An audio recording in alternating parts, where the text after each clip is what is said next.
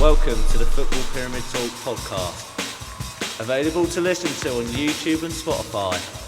George, Simon and Sterling as your hosts. 7 different leagues. Enjoy the episode. Hello everybody and welcome back to the Football Pyramid Talk podcast, episode 37 today, and we are back with the usual crew. Simon, Sterling, how are we? Very well, thank you, mate. Very well. Good. A lot of entertaining talking points this week, which we will cover. Starting off in the Premier League, where we've had a real twist to the title race near the top of the table, which Bournemouth caused at the Emirates. What a result for Bournemouth. 2-1 away win at league leaders Arsenal. I mean, it was a real shock. Arsenal could have gone 12 points clear with a win. And, Bournemouth just looked the better team, got the early goal.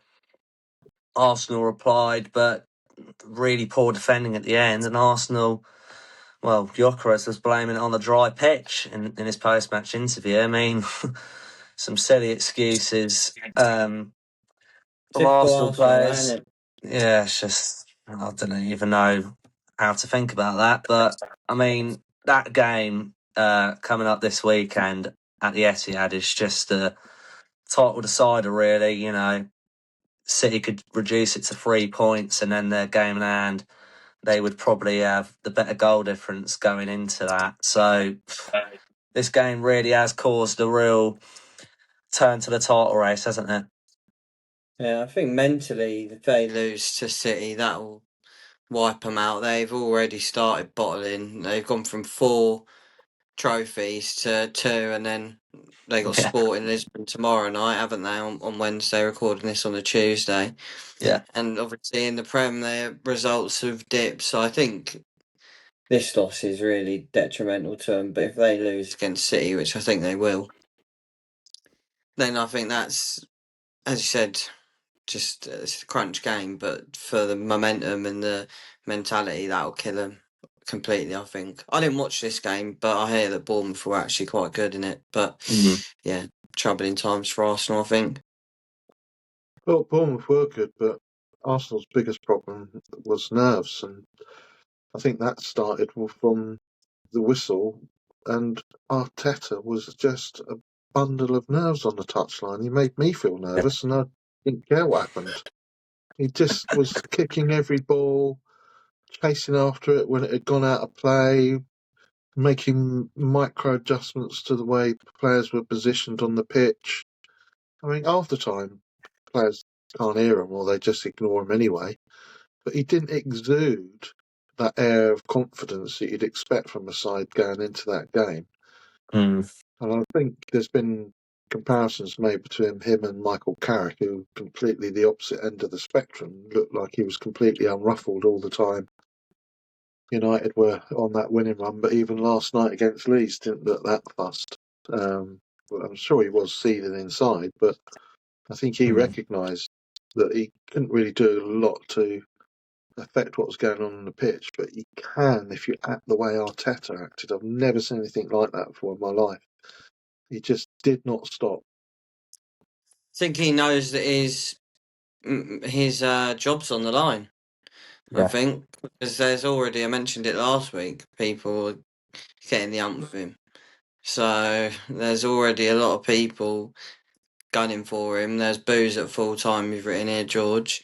I've heard loads of Arsenal fans giving him choice words and saying that he's not good enough. So I think that what you said there about him being a bundle of nerves, it's because he knows that his job's on the line, quite frankly. If he bottles this, then they're done for. He's done for. I genuinely think Arsenal are going to bottle it. I do. I think that they've already started. You see that game against Saints that we spoke about last week, this game. They're going to lose to City. City battered Chelsea in that second half. They were unbelievable. It's at the Etihad as well, isn't it? Yeah, it's at the Etihad. They're not going to go there and win. I'm sorry. I do not see it happening.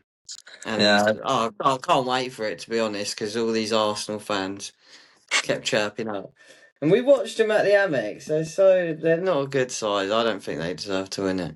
It's part of the reason why I don't really want them to win it, because the way they played at the Amex just made me so, infuriated. I'm just like, how can you watch that every week and just enjoy it? Like, I know you're getting the results and stuff like that, but Yeah, I think it's coming back to bite them with games like this. And to be honest, I think Man City will see what we saw at the Amex coming on Sunday. To be honest, just part of the they're bus going and to put they get the point.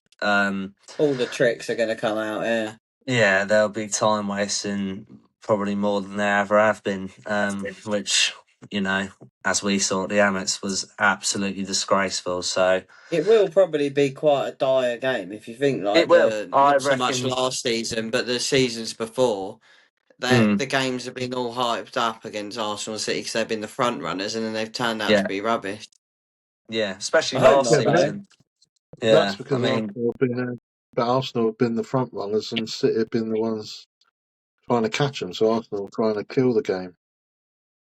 But I it's the think, same now though. They can keep yeah, it and if that's why I they think don't lose. yeah, it's going to be a dreadful game of football. If after mine not to bother Yeah. watching it, to be perfectly honest with you.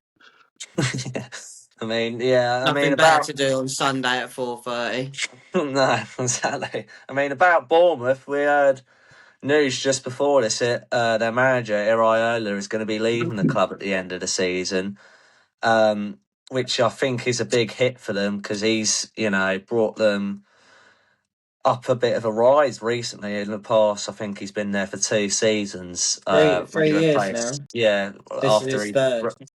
after he replaced Scott Parker. So I think that will be a big miss because he's been a very good manager for them and he played some very good football. So it'll be interesting to see who they bring in to replace him because usually when they do, they're sort of like a Brighton. They usually bring in someone that they know will do the job. Like Herzler with Brighton, no one really knew who Herzler was at St. Pauli, and we were, just wondering what would happen. But we saw he was playing great football at the start, and everyone was very convinced. So I think, personally, I don't think it'll be a fall off for them. I think they'll be still in and around it. I think similar to Keith Andrews at Brentford.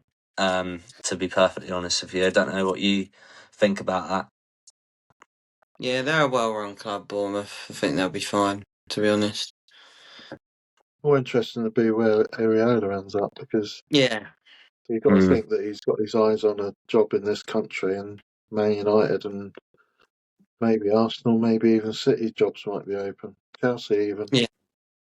Yeah, yeah, exactly. So, Exactly. It'll be interesting, very interesting. Yeah, we'll have to wait and see. But one manager that has been returning to the Premier League side was Roberto De Zerbi at Tottenham Hotspur, but he got off to a losing start away at the Stadium of Light, 1-0 away at Sunderland. I mean, it's just going from bad to worse. They're in the drop zone now by 2 points after West Ham beat Wolves at home 4-0. Very, very worrying times at the minute. And to be honest, they're looking likely to go down at this rate, to be honest. Their fixtures are tough and they're playing poor football. yeah, I think they've got a huge confidence issue as well because when you look at players like Solanke, he is a proven goal scorer at this level. I know he's had his injuries, but he was completely ineffective against Sunderland on Sunday. He had a glorious opportunity in injury time at the end of first half and couldn't even test the goalkeeper. I think it hit the side netting in the end. I mean, how he gets into the England squad in front of Welbeck baffles me. It really does because he's got Said no it. Said form. it in the episode, didn't we? How Yeah, that no is a form, no mind-boggling confidence. decision. And that you can apply that to the entire Tottenham team, no confidence. And now Romero's perhaps not as badly injured as they thought he is, but he's probably out for the rest of the season, which is a Yeah. huge loss. But even looking at him the way he was playing on Sunday, you think, is that really what I want my captain to be doing? He got booked early on for lunging into a tackle. He was moaning his head off at everybody around him, whether it's the referee or teammates or Sunderland players. He wasn't doing anything to lift my spirits, and I wasn't surprised to see him get beat. It was the only there was only two true outcomes of that game. It was either going to be a draw because Spurs managed to snuffle their way through it, or they were going to get beat. And it was, no surprise that they got beat, albeit with a deflected goal. Yeah, De Zerbi came out and said as well, didn't he, that the players don't need a coach, they need a father and a big brother, which I think you've hit the nail on the head there. They've got no confidence. I think that's what he's referring to. That they just need, I think he said as well, they just need one win.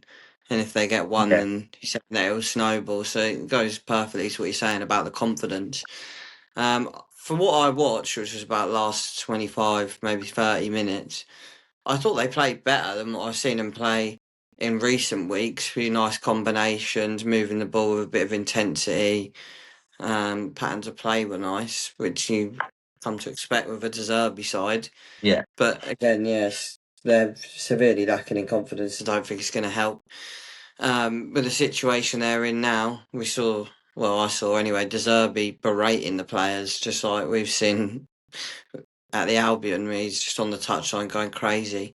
I think he's got big work there to do. And the game I wanted to speak about was last night's Leeds beating United 2-1 at Old Trafford. First league win at Old Trafford since 1981. That just piles the pressure on for Spurs. They're 6 points above the relegation now, 6 points above Spurs.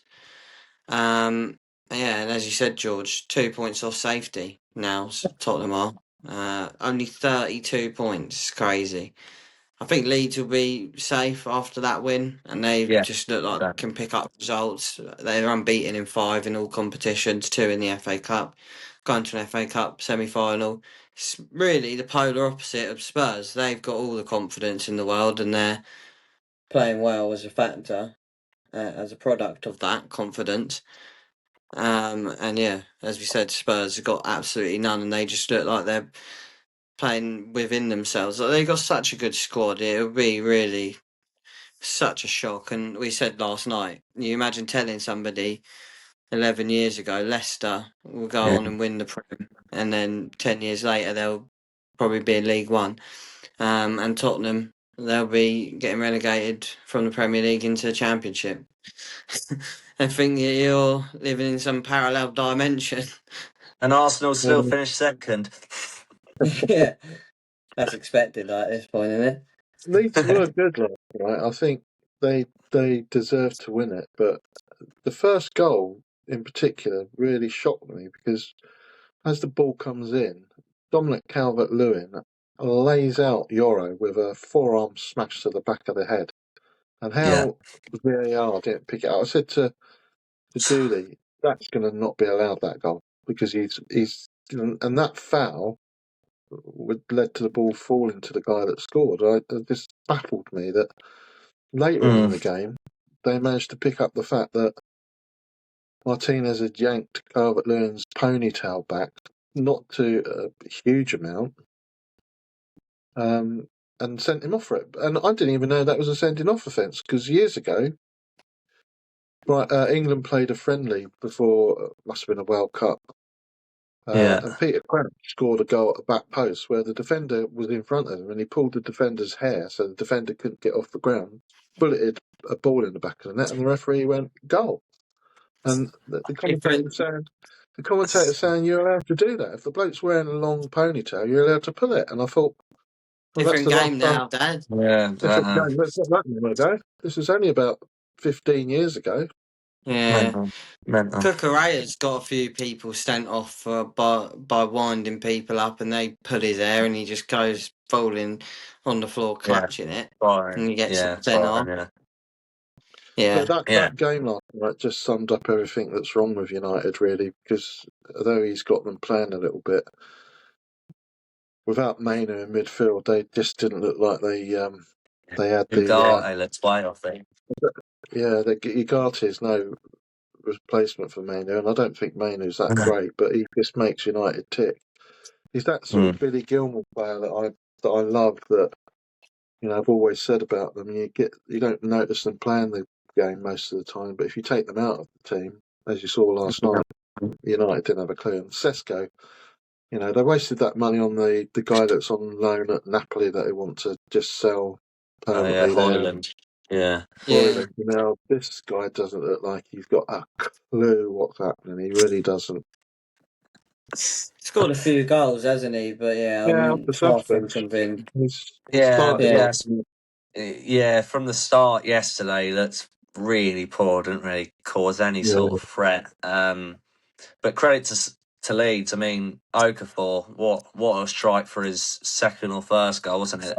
From the edge of the box, and he's been on cracking form recently for Leeds. And I do agree with you. I think they agree with you both. Sorry, they should be away from the relegation zone now, and also with that FA Cup semi-final coming up, I think they should look forward to that because of how poor Spurs have been on going up to Spurs away on Saturday. So I'll be interested to see the atmosphere and sort of the way Spurs are playing because I fully expect Brighton to go there and win.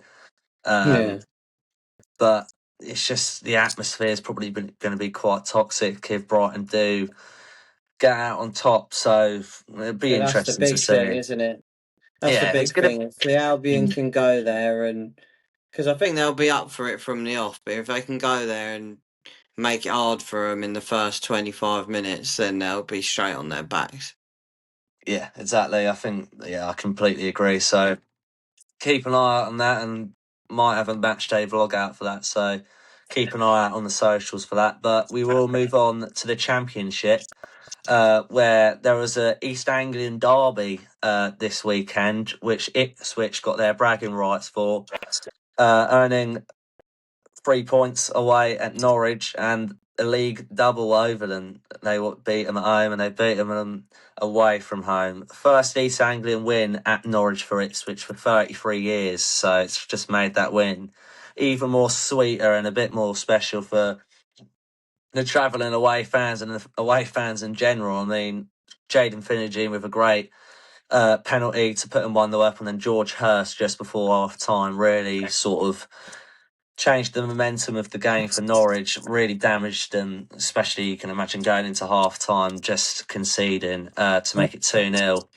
which, in the second half, clearly they didn't have enough to go and get a goal. But the win puts Ipswich 2 points clear, and they have 2 games in hand, and all the teams in the playoffs, apart from Southampton, they still have a game in hand on anyway. So it really is in their hands to go up automatically. I mean, Norwich were defeated for the first time in 3 games because of this, so it just shows that, and they've been a cracking side in the second half of the season. Let's not take that away from Norwich. I think that just shows what a real good win this was for Ipswich at such a crunch time of the season. I mean, they've got to be the favourites to go up automatically now. Obviously, going to be nowhere near the title because I think Coventry only need a point out of their last, how many games we've got there, 4 or 5 or something like that, isn't it? So I think it's in their hands for the automatic spots, 2 points clear, and have games in hand on all the teams around them. I think it would be a real drop off from them to not see them go up automatically come the end of the season, don't you think?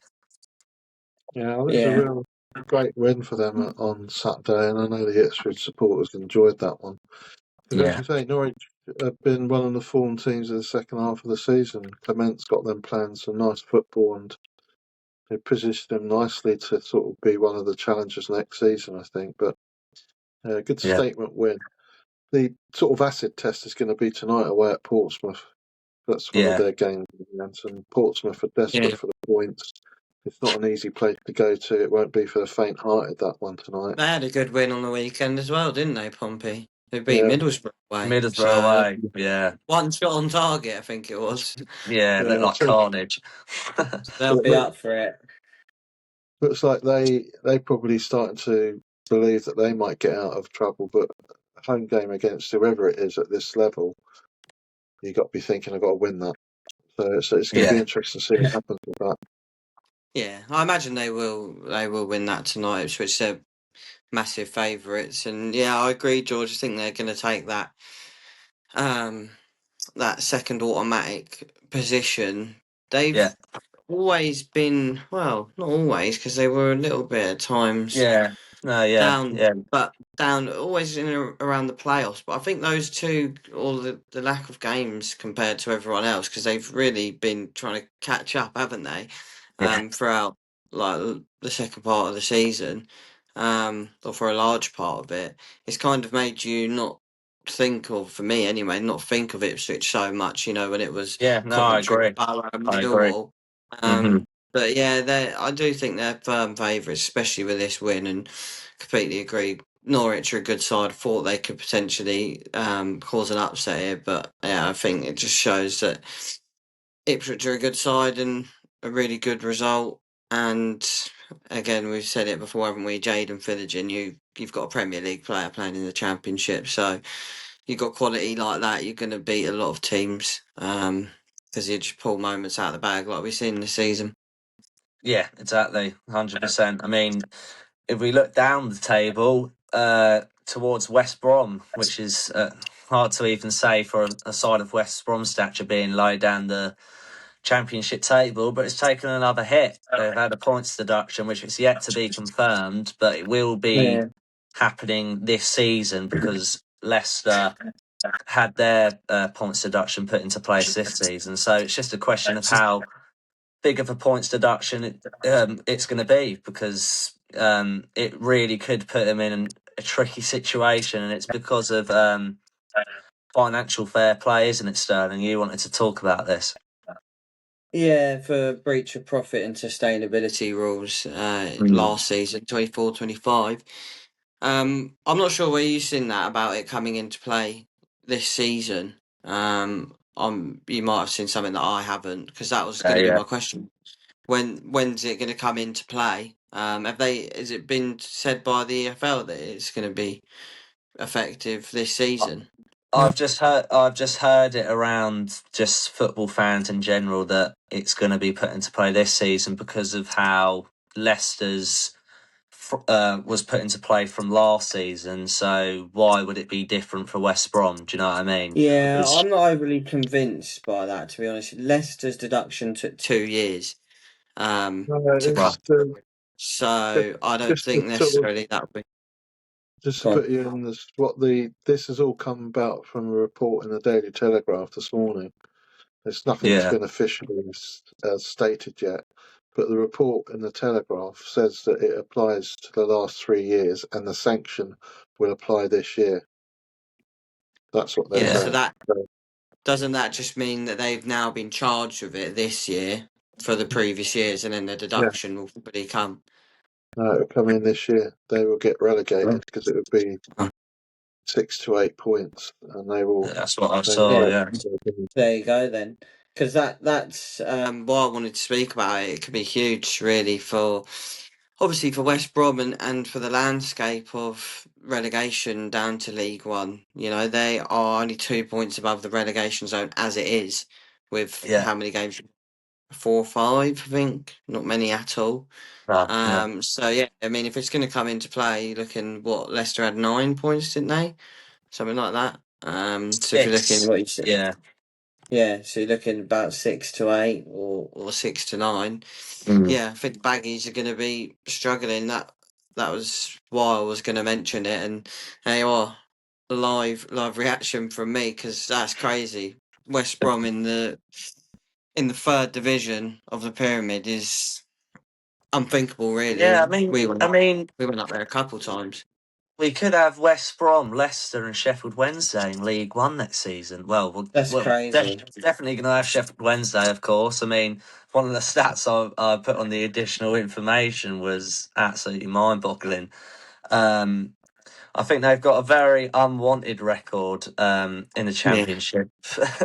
They've gone 37 games without a win, which is a new Football League record. I mean, that is absolutely crazy. I mean, they can't do a lot of the administration situation, which has happened for the majority of the season. But I thought it was quite funny that they stopped Coventry's promotion party on the weekend because they drew to them when they're sat on -4 points, which I thought is just football at its finest, wasn't typical. it? But Yeah, typical football. But yeah, crazy. West Brom, Leicester, and Sheffield Wednesday could be in League One. A League those are One, three massive clubs. I know we massive say clubs. about massive clubs in League One already, which there is, but I think none of those in League One at the moment are quite as big as any of those three. I don't think. maybe No, Cardiff, but West yeah, Brom, Leicester especially, have not so long ago. We've all, I think, George, you've been up to West Brom as well. Me and Dad, we've been up to Leicester and West Brom to watch the Albion in recent years play in the Premier League. So crazy. Yeah, mind-boggling, and yeah, that's going to seal their fate, which is definitely not what they needed. I mean, it's pretty harsh that it's going to come in so late on, and that's going to be like the nail in the coffin because I think they would have stayed up if it wasn't for that. yeah. I mean, a team you wanted to speak about, Simon, which they're going to be open. It's going to happen for West Brom is Oxford, who got a really good win at home against Watford on the weekend, but they'll be open. That points deduction comes in as quick as possible for West Brom, don't you think? Yeah, well, I wanted to talk about this for two reasons, really. It was just the sort of final extinguishing of any lingering hopes Watford had of getting into the playoffs. But yeah, it really does give Oxford a sniff of survival, regardless of what happens with West Brom, because that's 5 games at home without getting beaten, I think, now for Oxford. Nice. And they would have been even clearer of that pack if it wasn't for that 97th minute winner that Pompey got at Middlesbrough. Yeah. So they're giving themselves every chance to stay in the fight. They've got a difficult run in. They've got Derby and Wrexham away and then at home. Yeah, A couple of games before finishing off with Sheffield Wednesday and Millwall. So it's not going to be easy. So you're right. I yeah, think they will be looking at that West Brom story and hoping it is true because there's no give me's in that. Not even Sheffield Wednesday, I don't think. But yeah, they're giving no, themselves a chance. And you're talking about big clubs that could get relegated, and they're not a big club, are they? They're a tiny club. They got with the Albion played in the League Cup there earlier in the season. The stadium's been the same for donkey's years. It's got one end completely open that you can see Yeah, from the railway. I think from the memory, car park, can't you? yeah, car yeah, parking in the railway line. Yeah, so this goes to show you what being a well-run club can pay dividends if you yeah, run your luck, which they looks like they're going to do. I suspect they will stay up regardless of what happens. yeah. Yeah. Yeah, I think so. I mean, Pert Harris, I'm just looking at the Oxford team now. He's quality for them. I think he used to play for Brentford, but he joined them this summer or in January. I think he's a good player from when I watched him. But yeah, I think Oxford will stay up, to be honest. I think with the points deductions coming in for West Brom, which we don't know how big it's going to be, but it's probably going to be more than 3 points, isn't it? And that's going to put them in the drop zone as it is.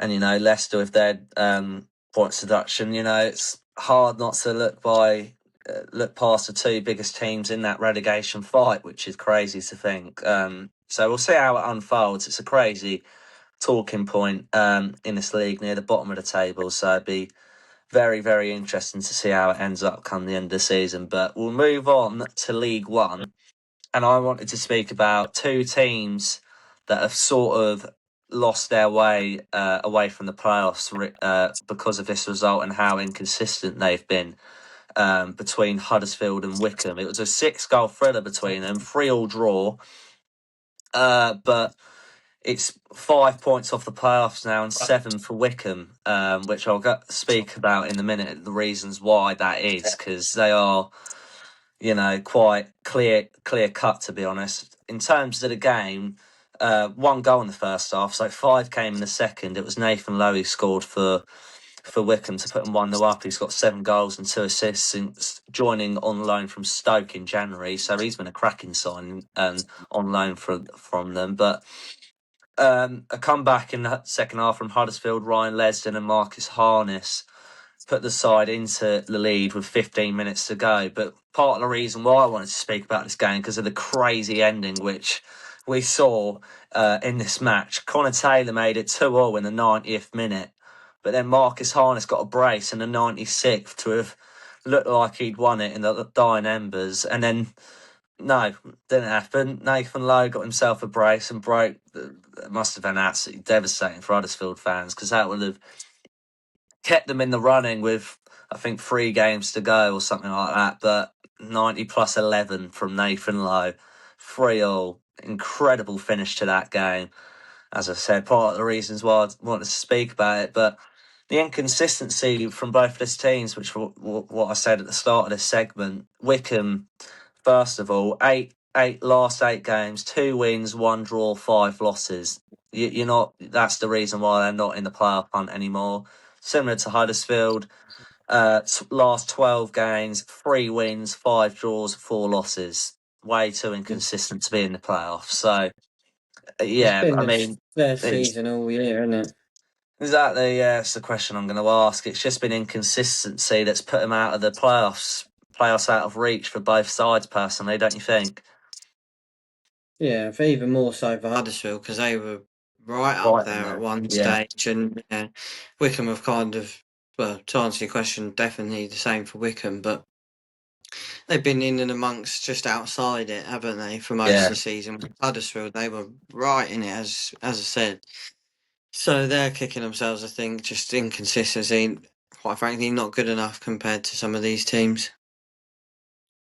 I think you can set that top 6 is set now for League One. I don't think it's going to change. The order of those 3rd to 6th places might change a little bit, but Huddersfield or Wickham needed to have won that game to give themselves half a chance of getting into the playoffs. But Stockport 2 games in hand, Stevenage a game in hand. They're going to probably catch Bradford and Bolton.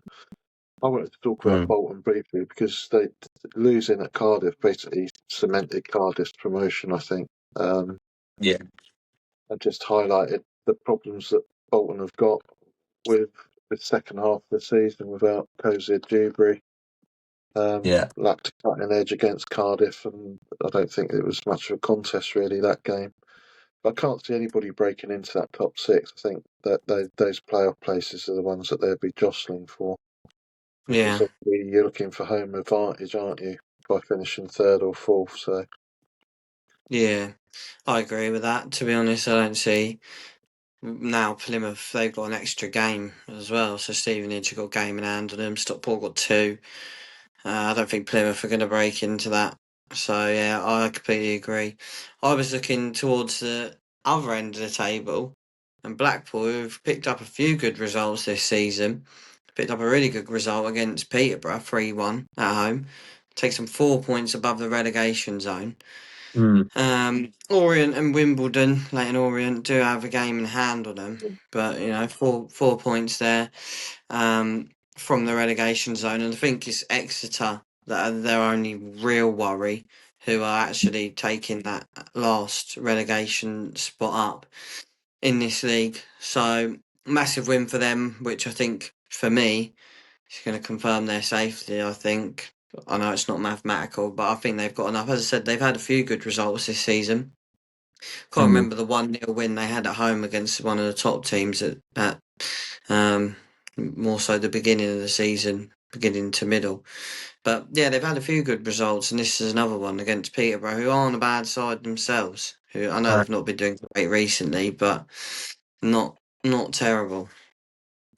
No, I thought it was a good result for Blackpool, 100%, and it's steered them away from the relegation zone, as you said, Sterling. I mean, 3 wins out of their last 5. If they keep that up with the final 3 games of the season, they'll comfortably stay up. I mean, Rotherham, Northampton, and Port Vale are down and out. Really, cannot see any way of them getting themselves out of it at all, to be honest. And then, as you said, Exeter, the only real side that have got a chance, but be interesting to see because, as we said last week, I think Wimbledon have dropped off a cliff and they've lost their last 4 games. So that's the only real chance I'm saying. I think Leighton Orient have too much quality to get into them sort of positions with the likes of Don Ballard up top for them and Archibald as well. So they've got some great players there. So I don't know what you think, Simon, but I think that bottom 4 is pretty much set, but Wimbledon, I think, will find themselves near themselves, don't you think? yeah, I don't think anybody from Peterborough down can afford to rest on their laurels. But as you say, Wimbledon's Uh, form is absolutely dreadful. It's 5 in the last 6 games they've lost. So Yeah, you've got to worry about them. And if anybody's going to get caught by Exeter, it'll be them first, I think, rather than Leyton Orient. And you're right, Sterling, that result for Blackpool really is another really good result in a sequence of decent results that should see them safe, I think. But I think, personally, I think it's Wimbledon that are possibly going to slip up at the expense of Exeter, but I think everybody else is probably okay. Yeah, agreed. Yeah, I agree. And, speaking about up the table, I think that top six is set as well. I agree with you both. I mean, fair play to Luton. They won the EFL trophy on the weekend against Stockport, so congratulations to them. But Luton will not be in the playoffs unless, there's no real chance, to be honest. I don't see Stevenage dropping off a cliff that much, to be honest with you. But congratulations to Luton, and that will be a hit to Stockport, obviously being in the playoffs. If they do get in there, it might be a bit of a hit to the confidence, but I think they will still remain in the playoffs come the end of the season. But we'll have to wait and see. We'll move on to League Two, where I wanted to speak about Cheltenham and them confirming their safety in League Two for next season with an unbelievable 4-0 away win at Walsall. Saw the post-match interview from Steve Cottrell. He's just done an incredible job there. He's trying to hold back tears while speaking about it, showing how much pride and passion he has for the club and how much this meant to him, which I thought was absolutely brilliant. In terms of the game, all the goals came in the second half from Cheltenham. Ashfield, Hutchinson, Miller and Martin made sure all 3 points and the safety for them. I keep badgering on about Hutchinson, but I want to speak about him again because of how good he's been for them this season. If you look at his stats for a team that are near the bottom of the table, 15 goals, 3 assists this season. If you look at all comps, he's got 17 and 4. From centre mid, he's been unreal, and it's just a shame that he's on loan from Bristol Rovers, to be honest, because Bristol Rovers will be absolutely buzzing that they've got a player of this quality coming in next season. But it wouldn't surprise me if Cheltenham went in for him and tried to get him back at the club. But yeah, confirmed safety from this result. Away fans were brilliant. I saw it on their Instagram, along with the players, and Steve Cottrell and his staff looked absolutely buzzing at full time. But Walsall, in terms of Walsall, they've bottled it again. From the title and the automatics last season to the playoffs this season, their fans must be absolutely raging. Sacking Matt Sandler hasn't gone to plan at all with new interim manager Darren Byfield without a winning 4, 2 draws, 2 losses. And they've now moved 7 points away from the playoffs with 3 games to go for them. So absolutely no chance unless the footballing gods come onto their side. So another real damaging season for them. But talking about Cheltenham, we thought they were down and out at the start of the season. Yeah. But as soon as Steve Cottrell came in, they just have absolutely turned it around. It's massive credit to him, isn't it? Yeah, you can tell how much he loves it from seeing how he interacts with the fans, and he's been at the club before, hasn't he? Yeah. As you said, crying almost with the interview. So I think that's what they needed, somebody to come in, and it often works a trick, and I think most of the time it can't do much harm. Having somebody come in that knows the clubs so well, and as well as Steve Cottrell does. Yeah, you're right. We thought they were down and out, but amazing result here, and really it's a low point in Walsall's season, getting beaten by Cheltenham 4-0 at home. I mean, it's crazy. Where they were to now, it's inexcusable, really. And yeah, I think the fans will be fuming. I think new managers are going to be coming under question, and they got some serious things to look at from the last couple of seasons, how promising they've been and how they've gone. The other thing I wanted to say, it's quite surprising that Bristol Rovers haven't recalled that Hutchinson, because they're not and they haven't been amazing this season themselves. So it begs the question why they've got a player of his calibre doing so well for a team that's not too far beneath them in the same league. But yeah, lovely stuff. There's obviously something in the loan agreement, I'd imagine, that means there's no recall. Yeah. Because Bristol Rovers, until a little while ago, were right down in the weeds with Cheltenham. Yeah, exactly. Until they put this recent run together. It was 6 wins on the bounce. Yeah. Going into the next round of matches. I was going to talk about a game towards the top where Bromley got beat at MK Dons.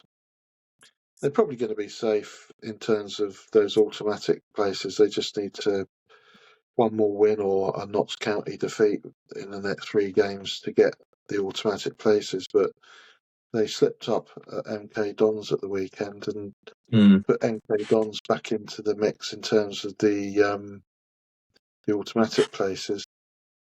And that And the sets up title as well. yeah, I think it sets up a good fixture on Thursday night, which you're probably going to watch instead of watching Palace play, which is Oh, Cambridge against nice. Cambridge against Bromley. Yeah, big It's Wow. game. Yeah, it's a huge at game. Bromley, at Bromley, but Cambridge really need to win that game after their slip up last week Yeah. against Swindon. They probably need to win that game to fend off Swindon and Notts County, I think. Yeah, agreed. I mean, how many games left in this league? It's Yeah. three for most. Some have got 4, some have got 5. Yeah. So mixed To be bunch. quite honest, I think Bromley are safe for the title, to be Yeah, honest. But this, Bromley, that's what I said. They need one more win or one Notts County defeat. So they're safe. yeah, They're going to win. it does make it a little bit more interesting. Only 4 points in it now. But regardless, a really good result for MK Dons. And yeah, I think they're going to be second in this division personally. And it's looked like that for a while. In the game that we spoke about last week, that we had our eyes on, Cambridge, Notts County. Cambridge absolutely battered Notts County Yeah. 4-0. Keeper got sent off, but they were already 3-0 up at this point in the first half. And yeah, I mean, they've leapfrogged them by a point now. And it was quite a surprise when you look at the results to see Notts County get swept over so easily. I watched the highlights and every goal came from a cross. And it was 3 goals from set pieces for Cambridge. So, I mean, it looked like they played some nice football, but in terms of the goals, they weren't great goals. And I think Notts County would be furious, to be honest. I would be if I was a gaffer. 3 goals from set pieces, 4 goals from crosses into the box. It's not good enough, especially for a team that wants to be getting automatic promotion into League One. Not good enough at all. And I think Cambridge will be the 3rd spot. I think we said that before already, that they deserve automatics, and I think that there, Cambridge 4, Notts County 0, tells you everything you need to know. They deserve to be in there more than Notts County. Yeah, I agree with you 100%. No, go on, Si. No, I was going to say it's a really surprising result because as I said, I watched Cambridge against Swindon on the Thursday night before that. And I didn't think they were that good really because they dominated against Swindon, didn't put the ball in the back and that. And then to see that result, it was a bit of a shock after seeing them in action. But yeah, I think if you look further down the table, it is shaping up to be sort of those top 3 look like they might pull away from the rest now, especially with Cambridge having that game in hand. And then 4 down to 6, you think are probably safe in terms of playoffs. It's just that final place with Grimsby having a game in hand of Chesterfield and separating by just 1 point. I think that's starting to shape up. And they're playing each other tonight. Oh, that's massive. That's a huge game. Yeah, I think Grimsby might. I think Grimsby might sneak in there personally. We've been impressed with them this season, haven't we? We've watched them in the FA Cup and the League Cup. Well, any team that beats United has got thumbs up from me. Yeah, yeah. I mean, it's going to be a cracking game. That. Yeah, is that Chesterfield? Oh, is it? Right. Okay. So home advantage, but I think Grimsby have got quality there that will hurt Chesterfield personally. And looking at the table now, they've still got that extra game in hand on Chesterfield anyway that they need to use to their advantage, obviously being 1 point outside of it. In terms of this Cambridge result, incredible result for them, which I agree with you, Sterling, shows the difference between the two sides. But, they're so close in the table, but I think that just proves why them three teams should be in there, to be honest. I mean, Bromley losing, I still see him winning the league, to be honest. NK Dons will give them a challenge with 3 games to go, but Bromley would have to have a real drop-off, to be honest. Cambridge, if they win their game in hand, would only make it 3 points if they with the superior goal difference. So it depends if Cambridge win that game in hand, to be honest, and just hope for a Bromley slip up. But we'll have to wait and see with that. It'll be a cracking end to the season in both ends of the table, really, in the relegation zone and playoffs and even the automatic spots. But we think the top 3 will stay the same. Let us know what you think in the comments below. But we will move on to non-league football in the National League. And I want to speak about another relegation being confirmed, but also just a cracking performance from Jermaine Defoe's Woking side. A 5-1 win, his first win in management for Woking. But it confirms Morecambe are relegated to the National League North, a double relegation for them from League Two and the National League to put them in the National League North next season. Such a sad drop off, which I think me and Sterling and you, Simon, all were expecting this to happen with the situation they were in at the start of the season. It didn't even look like they were going to be participating in the league at one point, which is just crazy to think. But credit to Jermaine Defoe's side, they got the job done, moved themselves into 10th place.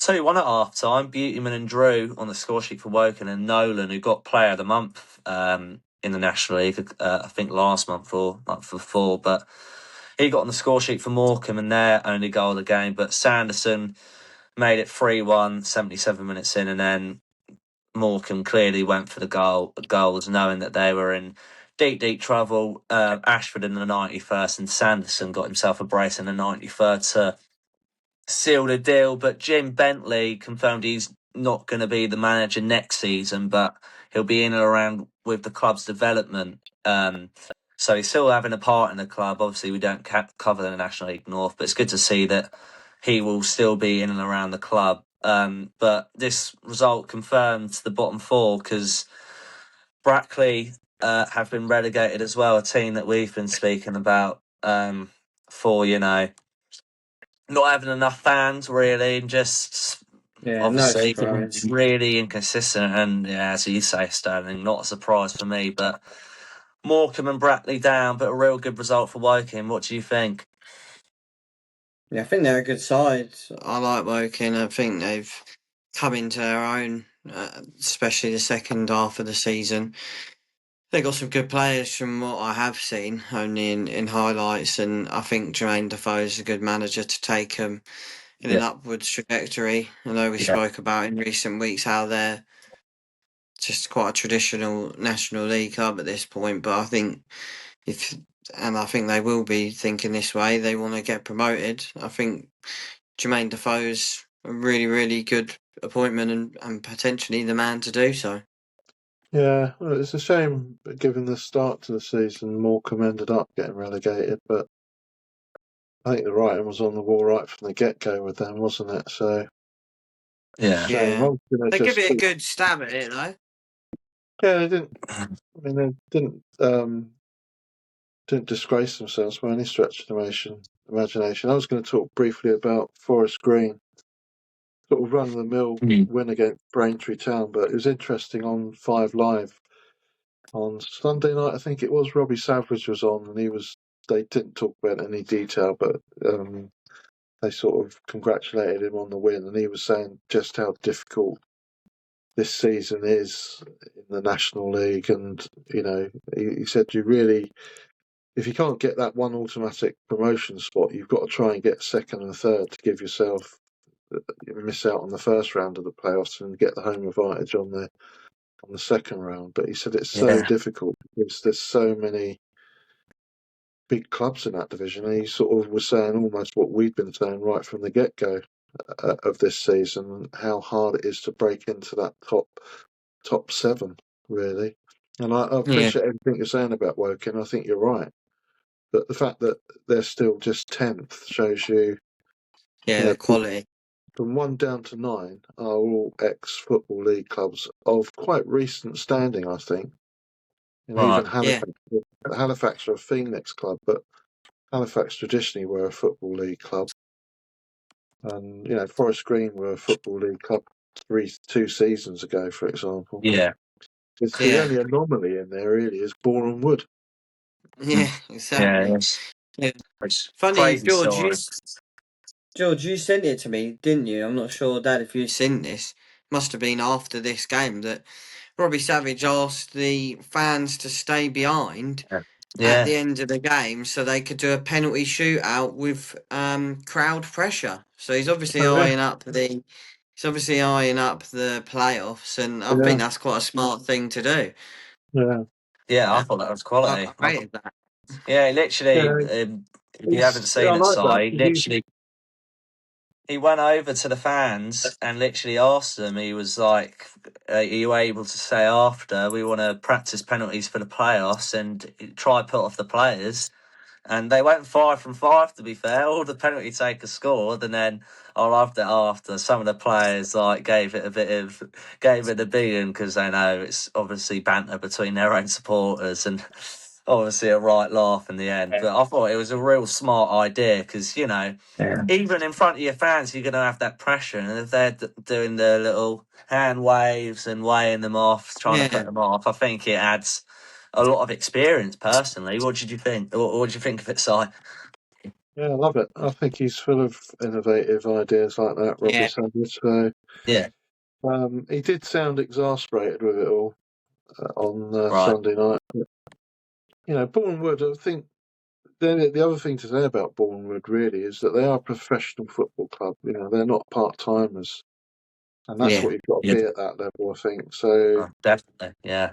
It makes you wonder what, is that a sustainable model for teams coming up? I know we're going to talk about Worthing in a bit, but it makes you wonder what their aspirations can be, because when you think that Newport and Harrogate are going to come down into this division, they're both going to stay full-time professional, I should imagine. Bourne would have sort of broken that mould of being an ex-Football League club, but they're still fully full-time professional footballers there. So it's so hard. It just every time I look at the table, it infuriates me that there's just 2 teams going out of it. Yeah, there's so much quality in this league. There really is. I wanted to mention Gateshead. They've confirmed their safety as well in the National League, and I think we all thought they were going to be really struggling. So amazing to see them at this stage of the season already be confirmed safe, and a big part of that is down to they're unbeaten in 5 games and they've won 4 out of their last 5, even beating York in there, who are top of the league. And Rob Elliott, George, you've written down here, he's just been brilliant for them, hasn't he? No, it's been great, unbelievable for them. He's got that experience from League One, which earned him the move to Crawley. Because of how good he was at Gateshead. Clearly got the recognition and got the move to League One, and obviously didn't go great. Obviously, 2 leagues going to be a bit of a push, bit of a tough job for him.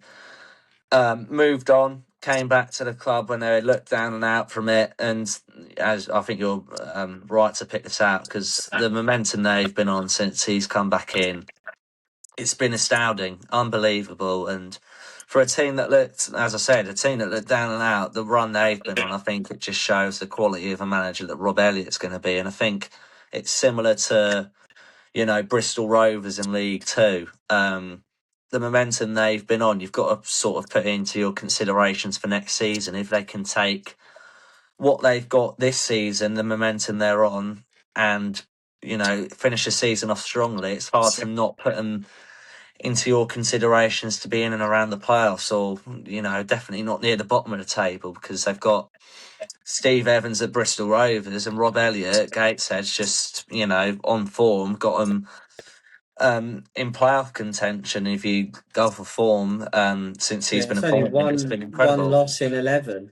Yeah, it's crazy, isn't it? Incredible. So massive credit to him and his side. I mean, what do you think, Si? It's been a massive turnaround for them, hasn't it? Yeah, I think it might be, with all the leagues we cover, it might be the biggest turnaround of the lot, because there are 11 points from safety in the middle of February. Was it 11? Wow, fair 11, play. yeah. They got beat at home by Brackley, but they just turned the rest of the season on its head, really. And 2 defeats in 15 games. So you've got to take your hats off to them. They've done really well. Where that puts them in terms of next season, I don't know. I think this is too open a division to make that call. Too early to call, isn't it? Yeah. But it's a stunning turnaround from Gateshead. I'm glad you picked it out, Sterling, because it really is. But 15 games, 2 defeats, and just turn their season on its head. So just pleased to see. You have to say thanks to George, because he gave me a little nudge with this one. Okay. I'll take credit. Well, we'll move on to the National League South, where there's been some cracking games in this league, lots of tops and turns in this division near the top of the table. I wanted to speak about Torquay, who have been incredible under their new manager in Jimmy Bull, who joined after they appointed him from Tottenham. They got him off of Tottenham for how well they've done since being promoted into this division from Step 7 last season. But Torquay beat Slough 5-1 away from home. 4 wins on the bounce. 4 points off the title. So it's come a little too late for them to be, in contention, unless Worthing lose their last 2 games, which is never going to happen. But based on form, you'd think going into the playoffs, they are the favourites in a minute. Just 1 defeat in their last 8 games, 6 wins, 1 draw, 1 loss, which is the reason I've partly picked them out. Deal more of a brace. Morgan, Young, Evans were all the goal scorers in the game for Torquay, and then Celestine Charles with Slough's only goal at 4-1. So didn't really mean a lot for them, but their end to the season doesn't really mean a lot either, to be fair, because they're 16th, automatically safe. So they'll just be trying to finish off the season as strong as possible.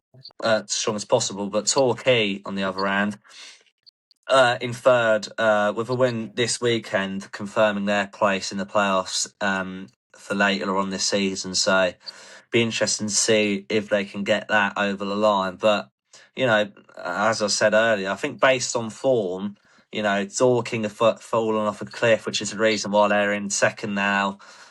And, Torquay just look like the team that could, based off of form and the way they're ending this season, they look like the favourites to go on and win the playoffs at this minute in time.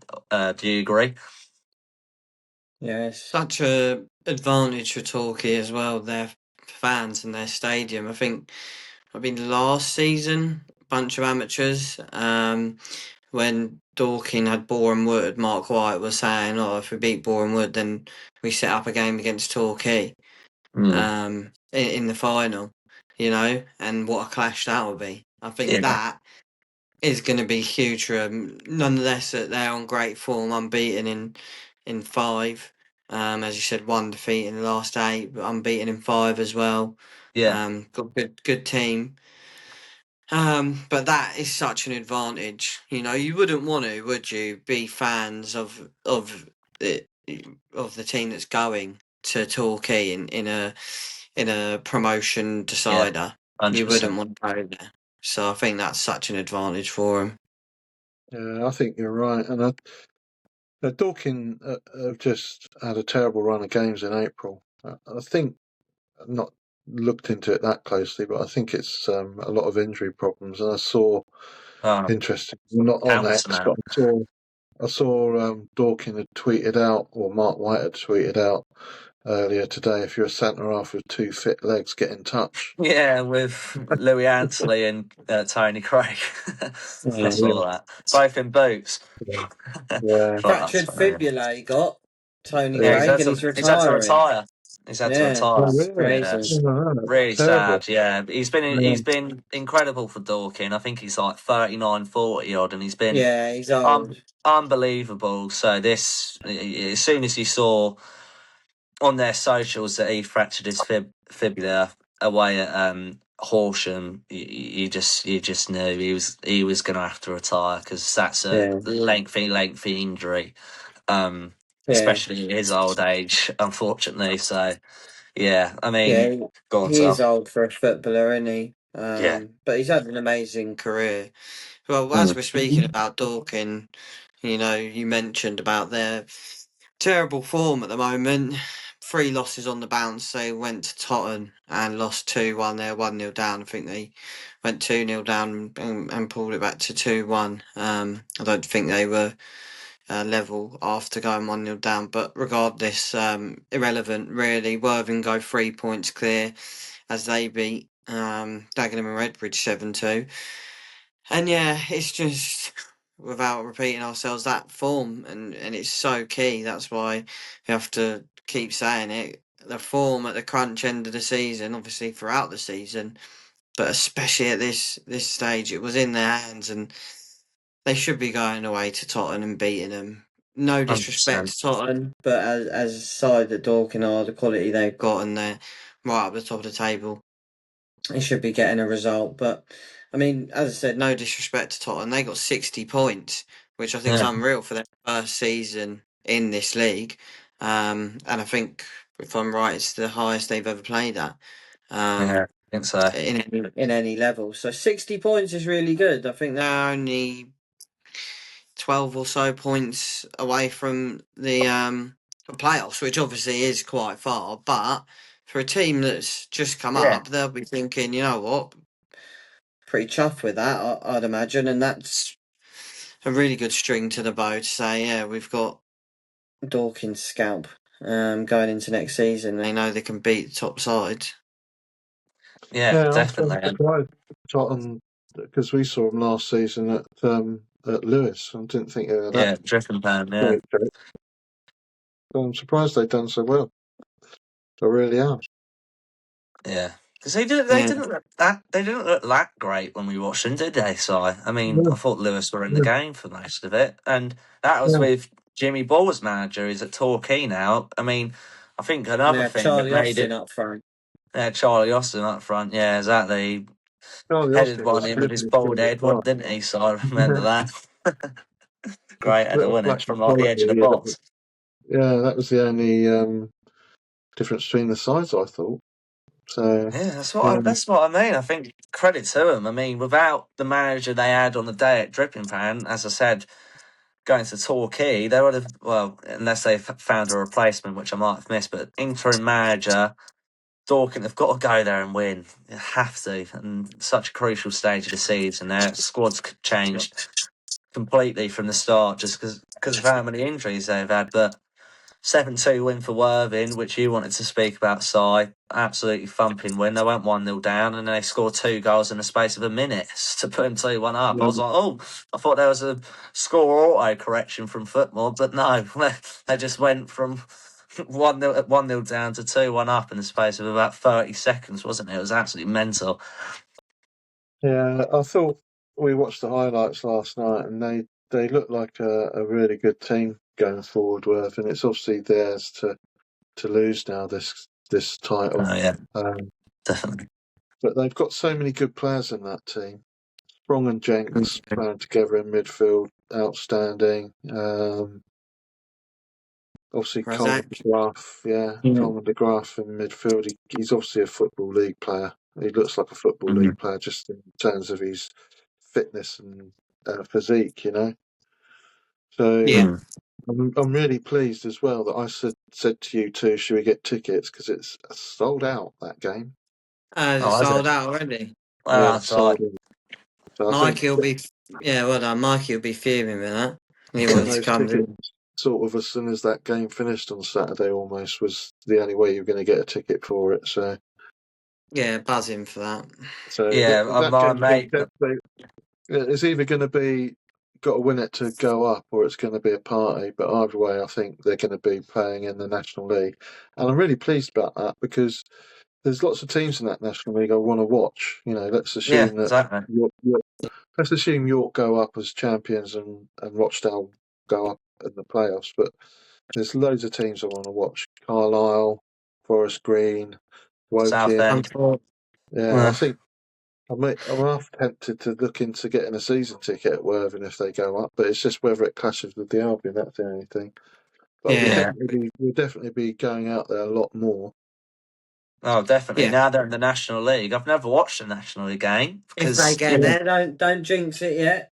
oh, they will. They will. They're fine. I mean, to be fair, I say that Maidstone. Is it? Yeah, Maidstone away. That's probably one of the toughest places to go in this league. And obviously, just before this, they parted ways with George Alacobi, so could be a. Yeah, I don't know if it's their last home game of the season, but that might make it mean a lot more for them, which might make them a lot yeah. more up for it. But we'll have to wait and see.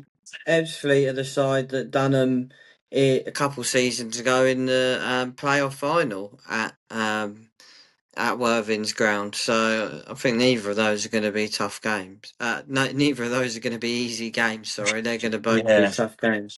yeah, You mentioned definitely. Dad as well the quality of Worthing. That Morton, he's traditionally a league player, isn't he? He got. Oh no, it's not the Morton bloke. Because he's the one that scored against Dorking. The striker. Oh, The Morton. yeah, Morton. And they've got that Mm. a guy that scored against Dawkins called Morton, isn't he? Yeah, Yeah, Morton. Yeah, very Romero. similar names. Morton. There you go. But Yeah, that both of those players, so much quality in that team.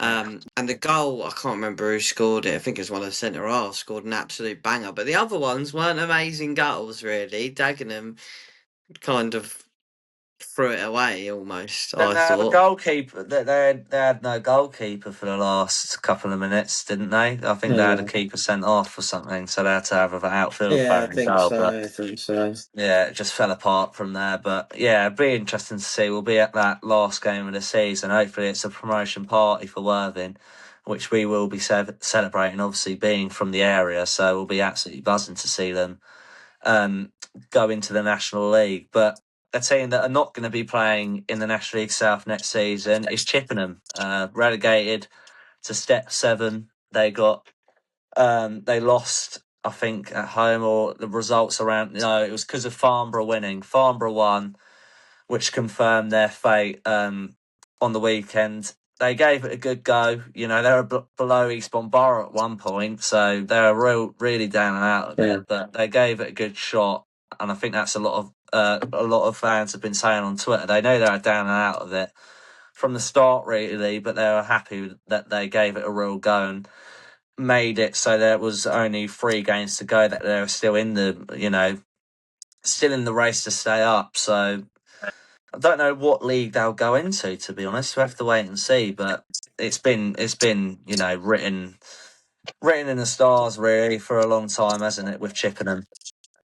yeah, absolutely. What do you think, Si?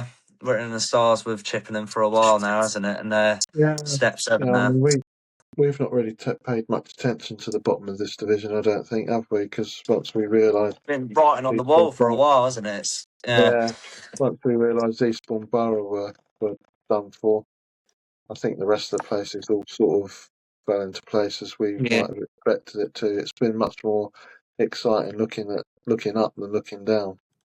yeah. yeah, Yeah, I agree with that. And yeah, the bottom 4 are confirmed. Being relegated from this league, Chippenham, Bath, Enfield, and Eastbourne Borough, who have been relegated from the National League South. So commiserations to them. But we'll see. We'll see them in Step 7, and the division we speak about in Step 7 is the Isthmian Premier Division. And I wanted to speak about Dartford beating Canvey, already relegated Canvey, away 4-0, which is, it's getting close with the playoffs as we get into the real running towards the end of the season. This 4-0 wins continued their momentum, really. They're on a cracking run of form near the end of the season, unbeaten in their last 5. But they're only 2 points off of the playoffs now, with the better run and form than Brentwood and Chatham. 2 points off of Chatham, 3 points off of Brentwood. It's a case of that if they can sneak in there with 2 games to go. This 4-0 win really, really stirred the pot. We had Callum Jones with a brace, Ollie Box, who's been cracking for them this season. He got a goal, and Eddie Desarnay sealed the deal in the 84th minute. But do you think Dartford can sneak in there? It really is a race till the end with 2 games to go between them, Brentwood and Chatham. Who do you think ends up in the playoffs? Who do you think the 2 are going to be? Because on form basis, Dartford are the best out of the 3 at the minute. So who do you think? They've got a couple of winnable games in Chichester and Dad's call for champions, Cray Valley Paper Mills, who are going to be relegated if they're not already. So they could easily sneak in there. They could easily sneak in there, Dartford. What do you think, Si? Yeah, I mean, I still fancy Chatham to do it. Remember, there's only 42 games in this division because there's only 2 games left. Only 2 games left, so Chatham's form has been poor. Getting beat a couple of weeks ago at home by Dartford didn't do them any favours, but they got back onto winning ways against Wingate. I think they probably will just get over the line. Personally, I think that 2 points with only 2 games remaining is a huge amount. You know, Yeah, Chatham just need to, if Chatham win and Dartford don't win, that's it. It's done for. Yeah, I think I'd rather be in Chatham's position than Dartford's position. They might have left definitely. it a little bit too late, unfortunately. Well, not too little, because their form recently has been outstanding, but they've Yeah, just that's what I left mean. Yeah, that surge just a little bit too late. If it had been another game, you might have fancied it, but I think that'll all unravel at the weekend.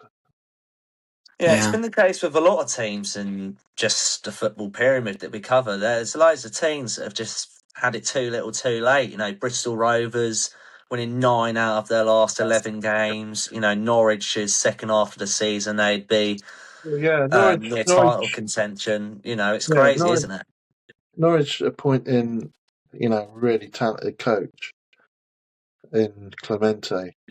That's not that surprising. Bristol Rovers, I mean, they pulled themselves out of the relegation trouble they're in, so Yeah, I think Steve Evans. they'll be quite happy with finishing halfway up the table. I think Bristol Rovers. Yeah, But yeah, definitely. I think. Dartford, they're not going to get in there, I don't think. Yeah, I agree. I think it's too little, too late. I think Chatham and Brentwood just won last week as well. Just looking at the table now, they both won. So if they can keep that, consistency going, use that win in their stride, and just looking at who Chatham have got. They got Potters Bar away, who gives me a nice cue for who you wanted to speak about, Sterling, in Potters Bar, who have been relegated from Step 7 for the first time since 1979, which I think is a really, really damaging, just stat in itself for the club. It's similar to Canvey, to be honest. It's been coming, to be honest. They're similar shoes than Canvey. The only reason why we didn't speak about them last week is because they had a game in hand. They lost that game in hand. But yeah, it's been coming, hasn't it, Sterling? You want to speak about this? Yeah, it has been coming. Just 9 wins all season. As you said, crazy stat that they've even been in the division since 1979. That's it. And not moved up or down since then is just crazy. But yeah, the fact that they're going down now is gutting for them. I think they said on the social media they'll be back. So it's obviously a tough one to take, and the fans are feeling it. But yeah, I just thought it was a crazy stat, really, in general, that they've been in step 7 for so long. Yeah, it's crazy, isn't it? Absolutely mental stat that. And well, they're playing tonight in a real crunching game for Welling. With I think they've got Welling away. If Welling win that, they'll move themselves 5 points clear of safety. So that'd be a crucial game for Welling. But Potter's Bar obviously not got anything to play for anymore. But 1979, since Potter's Bar have been below this level, that's a real damaging moment for the club being relegated to Step 8 for after being in Step 7 for such a large amount of time. Yeah, it makes you wonder what's going on behind the scenes there, because we know that problems are going on at Lewes, for example, all relate to finances, don't they?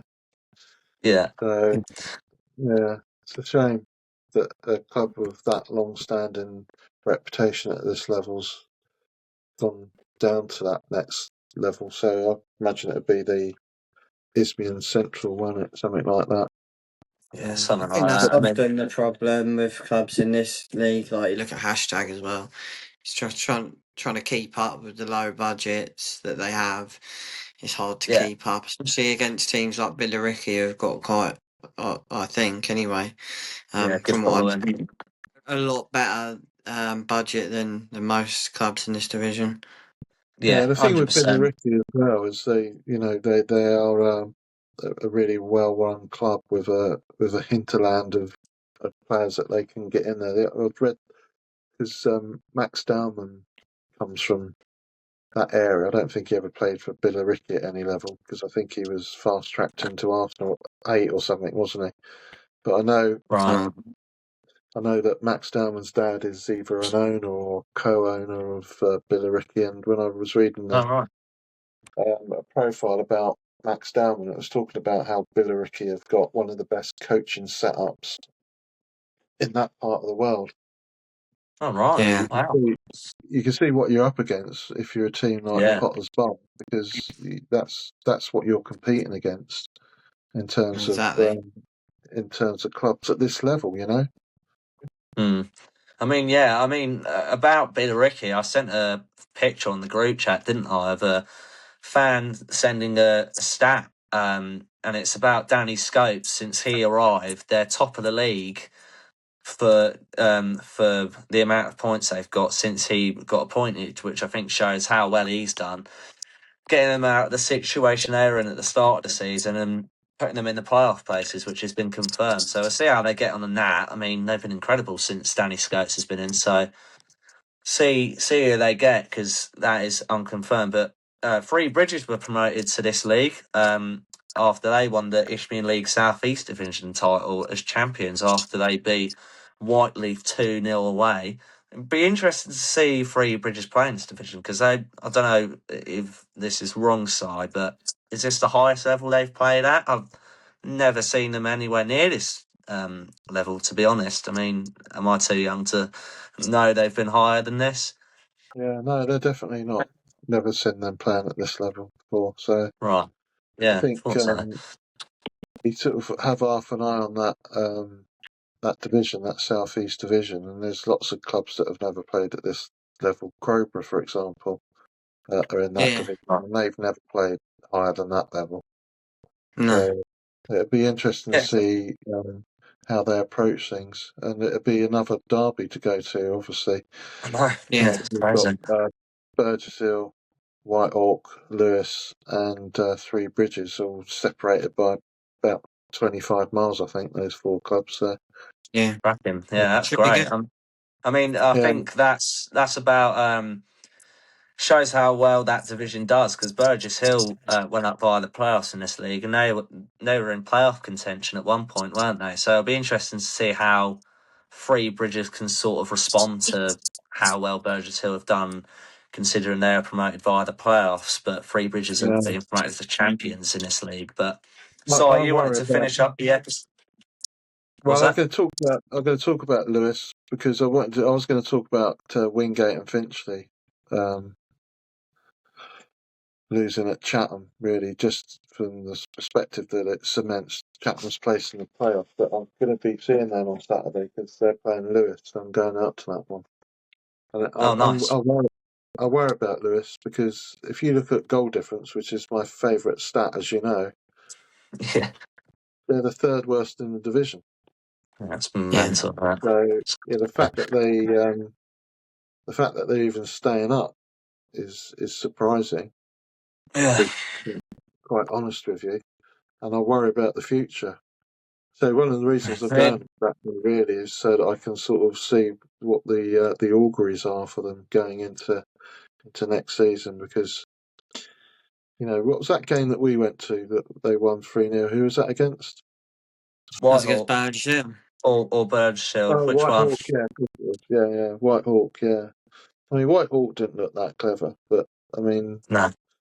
and Lewes, they played well, but where'd you get a minus 35 goal difference from? They got battered a couple of weeks on the bounce, like 7-1 or 7-0, didn't they? Yeah. Yeah, it's when Bradley Pritchard was, on his last ropes. I mean, they'll have to have a massive rebuild with goal difference like that. I mean, we spoke about it last week into depth, didn't we, about the change that needs to happen there. But it'll be interesting to see because Wingate are on the level amount of points in them, so it'll be a good game to go to. We'll speak to you about that next week on the podcast. But that'll be it for today. I hope you have enjoyed this episode. We will be back next week for episode 38, and we will see you then. Bye bye. Yeah. Cheers. Bye. Bye bye.